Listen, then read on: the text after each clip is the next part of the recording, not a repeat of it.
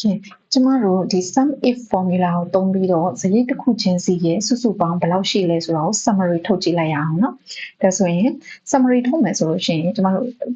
summary ထုတ်ခြင်းအပြင်ကျမတို့ဒီလအလိုက်ပေါ့เนาะတစ်လချင်းစီမှာတစ်လချင်းစီကိုရှင်းကြည့်လို့ရတယ်ဘယ်လမှာများနေလဲဘယ်လမှာဘယ်စည်းတရားများနေလဲဆိုတော့ကျမတို့ review လုပ်လို့ရပါတယ်သုံးသပ်လို့ရတယ်ပေါ့နော်ဒါကြောင့်ကျမတို့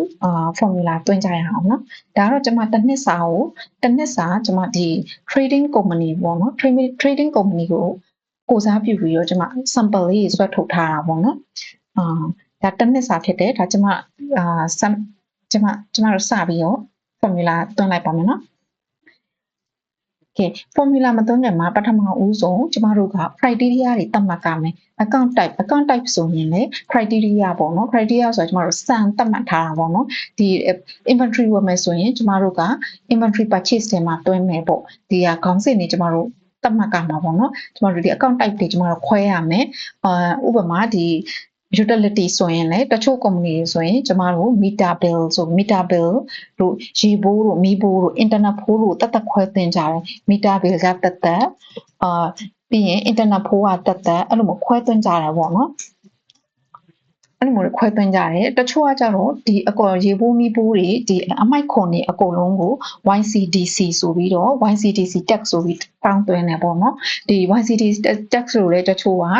တတ်မှတ်တယ်တချို့ကကြတော့လည်း utility ဆိုပြီးတော့နာမည်ပေးကြတယ်ပေါ့နော် company တစ်ခုနဲ့တစ်ခုနဲ့မတူပါဘူးကိုပုံစံကိုဘလို့သတ်မှတ်ခြင်းလဲကိုပုံမှာပဲမူတည်ရပေါ့နော် criteria တွေသတ်မှတ်တာတော့လေဒီ account name တွေခွဲတာ account classification ခွဲတာတော့ကိုကြိုက်တယ်လို့ခွဲလို့ရတယ်ပေါ့နော်ကိုဘလို့မျိုး report ကိုမြင်ခြင်းလဲပေါ့ကိုခွဲပြီးမြင်ခြင်းလား water bill ဆိုရင်internet ဖိုးတွေတလား internet အရန်သုံးတဲ့ company ဆိုရင် internet ဖိုးကိုတီးတန့်သိချင်တယ်တီးတန့်စရိတ်အနေနဲ့ခွဲပြီးသိချင်တယ်ဆိုရင် internet ကိုခွဲထုတ်ပြီးတော့ကျမတို့ကတစ်ခုချင်းစီခွဲပြီးဖော်တာပေါ့နော်အဲ့လိုမဟုတ်ဘဲနဲ့သူတို့တွေကအရန်ကြီးmaterial ဖြစ်လောက်တဲ့အထိအရန်ကြီးမားမားကြီးမရှိဘူးပေါ့နော်ကြီးမားမားကြီးမဟုတ်ဘူးပုံမှန်ပေါ့နော်အရန်ကြီးလည်းမကြဘူးဆိုလို့ရှိရင်အကုန်လုံးကိုပေါင်းသွင်းလို့ရတယ်ရေဘိုးမီးဘိုးတွေအကုန်လုံးကို utility ဆိုပြီးတော့ပေါင်းသွင်းလို့ရတယ် YCDC tax ဆိုပြီးတော့လည်းနာမည်ပေးလို့ရတယ်ပေါ့နော်ဒါကိုကြိုက်တယ်လို့ပေါ့နော်ဒါကတော့ဒီဘလို့ကို report မှာဘလို့ပေါ်ချင်လဲကိုကြိုက်တယ်လို့ခွဲလို့ရတယ်အဓိကတော့ကျမတို့ကဒါတွေအကုန်လုံးကိုအရင်ဆုံးကျမတို့ခွဲsummary မှာကျမတို့အရင်ကိုလိုချင်တဲ့ criteria တွေသတ်မှတ်ကြပါမှာပေါ့နော်သတ်မှတ်ပြီးသွားပြီဆိုလို့ရှိရင်ကျမတို့ daily transaction တွေတွင်းတဲ့ခါကျရင်ကျမတို့ကဒီတဲကနေပြီးတော့ copy ကူးပြီးတော့ကျမတို့ဒီ inventory ဝယ်မယ်ဆိုကျမတို့ဒီဟာကို copy ကူးလိုက်မယ်ဒီ account ကိုဒီမှာရှာမယ်ရှာပြီးတော့ copy ကူးပြီးတော့ဒီမှာထည့်စေချင်တယ် copy ကူးပြီးဒီမှာ paste လုပ်စေချင်တယ်ပေါ့နော်လက်နဲ့ရိုက်မထည့်စေချင်ဘူးလက်နဲ့ရိုက်ထည့်လိုက်လို့ရှိရင်ကျမတို့ကထားပါတော့ဒီပေါ့နော် inventory ဝယ်လို့ရှိရင် inventory ဆိုပြီးရိုက်လိုက်တယ်ကိုက inventory ရိုက်လိုက်တယ်နောက်တစ်ခါဝယ်ရင်ကျတော့ purchase inventory ဆိုပြီးရိုက်လိုက်တယ်အဲ့လိုမျိုးတွေပေါ့နော်တစ်ခါနဲ့တစ်ခါမတူအမျိုးမျိုးကွဲသွားလို့ရှိရင်ကျမတို့ကဒီ formula မဝင်ပဲဖြစ်ပါလိမ့်မယ်ဒီမှာ formula sum if formula သုံးမယ်ဆိုရင်ကျမတို့ဒီမှာ summary ကျမတို့ criteria သတ်မှတ်ထားတဲ့အတိုင်းကျမတို့ transaction တိုင်းမှာအကုန်လုံးတူနေရမှာဖြစ်ပါတယ်ဒီမှာတစ်မျိုးဒီမှာ utility ဆိုရင်ကျမတို့က S ပါတယ်ကျမတို့ daily transaction သွင်းတဲ့အခါကျရင် utility ဆိုပြီးတော့ S မှာပါလို့ရှိရင်ကျမတို့ဒီ transaction ကဒီ summary မှာမပေါ်ဘဲနေမှာပါ formula မဝင်မဲနေမှာပါဒါကြောင့်မို့လို့ကျမတို့ကဒီဟာနဲ့ quantity တူနေဖို့အတွက်ကျမတို့က copy ကူးပြီးတော့ထည့်တာကတော့အကောင်းဆုံးပါပဲเนาะအဲ့တော့အရင်ဆုံးကျမတို့ criteria တွေသတ်မှတ်မယ်အဲ့အတိုင်းကျမတို့ transaction မှာထည့်ဖို့အတွက်ပေါ့เนาะပြီးရင်ကျမတို့ဒီ date ကိုလည်းအဲ့လိုပဲ date format ကတူနေမှရမယ်เนาะ date format ကိုတူအောင်လုပ်ရမယ်အခုဆိုရင်ကျမတို့ဒီမှာလပေါ့ဒါဆိုကျမတို့ကလအလိုက် January February March လို့ရေးထားပေမဲ့ကျမတို့ကဒီ January ဆိုတာတစ်လလုံးကိုစားမပြုဘူးဒီမှာတစ်ရက်တစ်လကိုပဲကိုစားပြုတယ်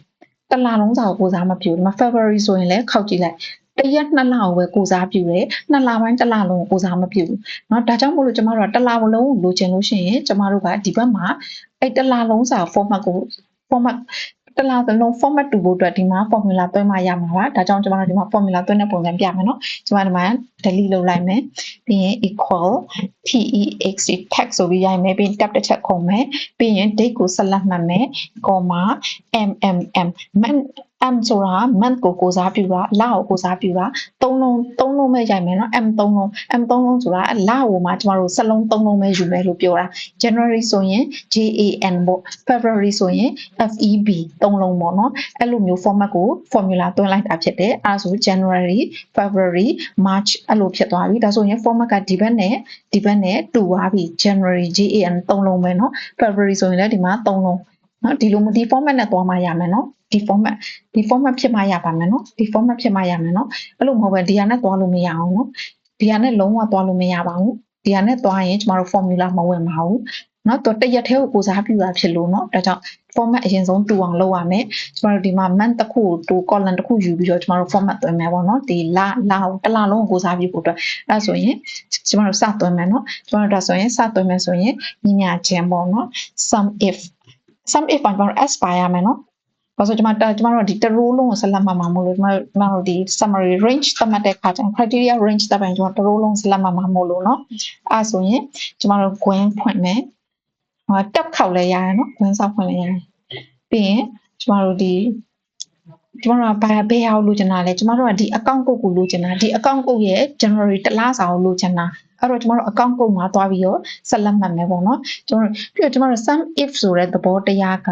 sum ဆိုတာကျမတို့ကပေါင်းချင်းဖြစ်တယ်ပေါင်းချင်းဖြစ်တဲ့အတွက်ပေါင်းချင်းဆိုတာကျမတို့ကဏ္ဍတွေကိုပဲပေါင်းပေးတာပေါ့နော်ပေါင်းချင်းဆိုတာကဏ္ဍပဲပေါင်းလို့ရတာစာတွေပေါင်းလို့မရဘူးဒါကြောင့်မလို့ sum if ရဲ့သဘောတရားကကဏ္ဍတွေပေါင်းချင်းစုပေါင်းချင်းပေါ့နော်အဲ့ဒါကြောင့်ကျမတို့ကအမြဲတမ်း formula သွင်းမယ်ဆိုရင်ဒီကဏ္ဍတွေကိုအရင်ဆုံးဆက်လက်မှတ်ကပါတယ်အရင်ဆုံး sum range ပေါ့နော် range ပေးရတယ် range ပေးရဆိုဆက်လက်မှတ်တာပေါ့နော်ကိုဘ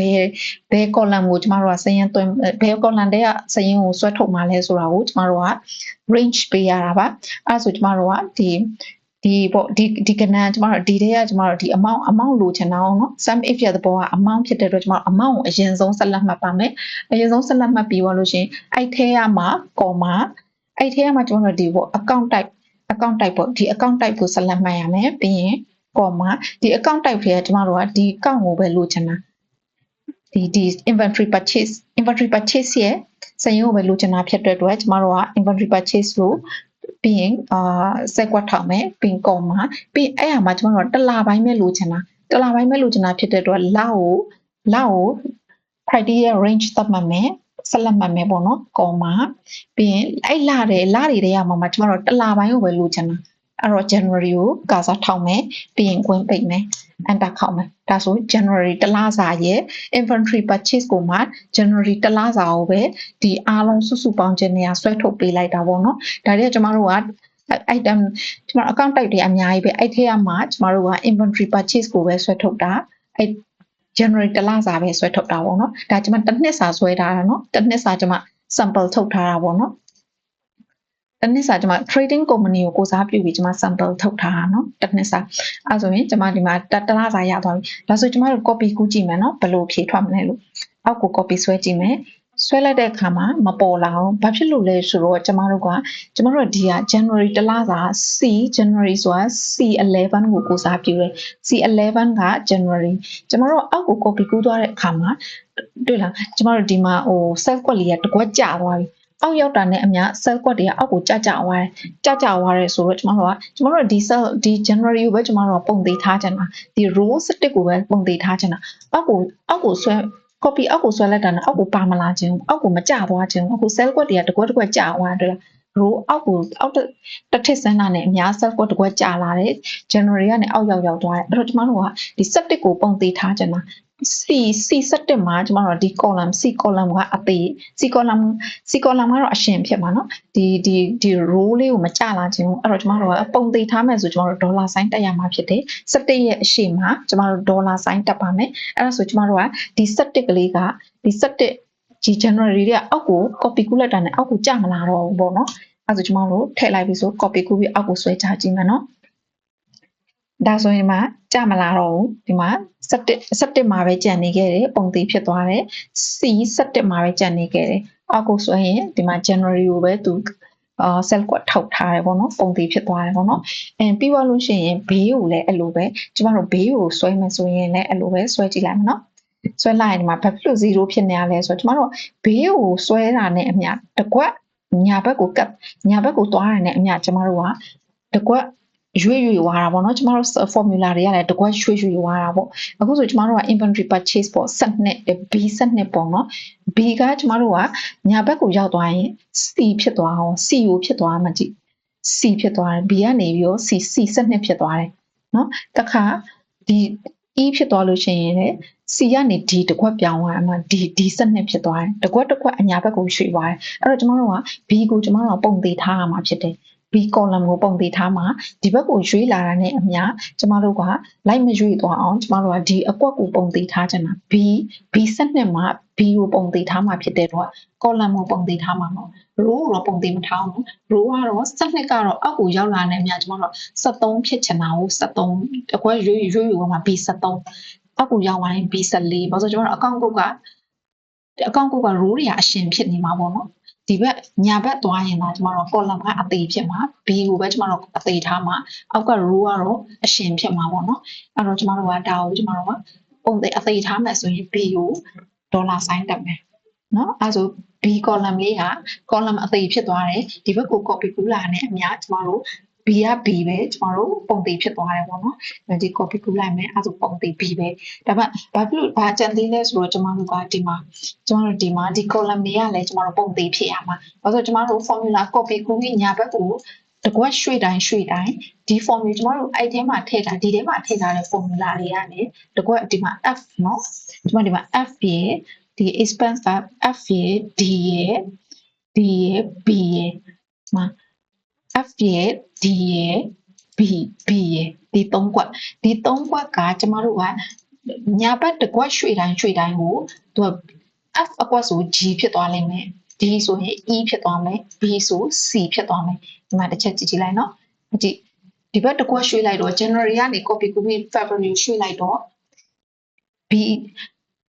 F အကွက်က G ဖြစ်သွားတယ်မှာ G ဖြစ်သွားတယ်ဒီက C ဖြစ် B အကွက်က C ဖြစ်သွားတယ် D က E ဖြစ်သွားတယ်အဲ့တော့အဲ့ဒါတွေကိုကျွန်တော်ပုံသေးထားမှာဖြစ်တယ်။ဘာလို့ဒီ column ကြီးကျွန်တော်မပြောင်းဘူးပုံသေးထားမှာဖြစ်တဲ့အတွက်ကျွန်တော်ဒီအကွက်တွေကိုကျွန်တော် formula မရွေးချင်တဲ့အတွက်ကျွန်တော်ပုံသေးထားမှာဒေါ်လာ sign နဲ့တက်မှာဖြစ်တယ်။အဲ့တော့ဒီမှာဒေါ်လာ sign တက်မယ် F ရဲ့အရှိမှာဒေါ်လာကျွန်တော်တလုံးလုံးဆက်လက်မှတ်ထားတာဖြစ်တဲ့အတွက်ဒီလိုဒေါ်လာ2ခုတက်မယ်နော်။ဆိုဒီအစနဲ့အဆုံးပေါ့။ပြီးရင် B ဆိုလဲ B ရှိမှာဒေါ်လာ sign တက်မယ်။ဒေါ်လာ sign အဲ့ဆိုရင်ကျွန်တော်ပုံသေးဒီအကွက်တွေကိုထားလိုက်တဲ့အတွက်ကျွန်တော်တို့လိုချင်တာကိုကျွန်တော် copy ကူးပြီးတော့ဆွဲသွားလို့ရပြီเนาะကျွန်တော်ဒါလေးဖြတ်လိုက်မယ်။ဆိုတော့ကျွန်တော်တို့လိုချင်တဲ့ဟာအကုန်လုံးဆွဲလိုက်လို့ရပြီအပေါ်အောင်ဒီတစ်ခုတည်းပဲကျွန်တော်တို့တွန်းတာเนาะဒီမှာဒီဟာတွေပုံသေးထားလိုက်ပြီကိုပုံသေးထားကိုပဲအကွက်တွေကပုံသေးထားနေတာလေ column ကိုပုံသေးထားမှာလား row ကိုပုံသေးထားမှာလား row ကအရှင်ဆိုရင် row ရှိမှာဒီကဏ္ဍတွေရှိမှာပုံသေး row ကပုံသေးဆိုကဏ္ဍရှိမှာပေါ့เนาะ row ကတကယ်လို့ row ကအရှင်ဆိုရင်ဒီမှာเนาะ12ရဲ့အရှိမှာဒေါ်လာ sign မတက်ဘူး column ကိုပဲအသေးဖြစ်တဲ့အတွက် B ရဲ့အရှိမှာပဲဒေါ်လာ sign တက်တယ်เนาะအဲဆိုဒီမှာအောက်ကိုဆွဲချလိုက်မယ်ပြီးရင်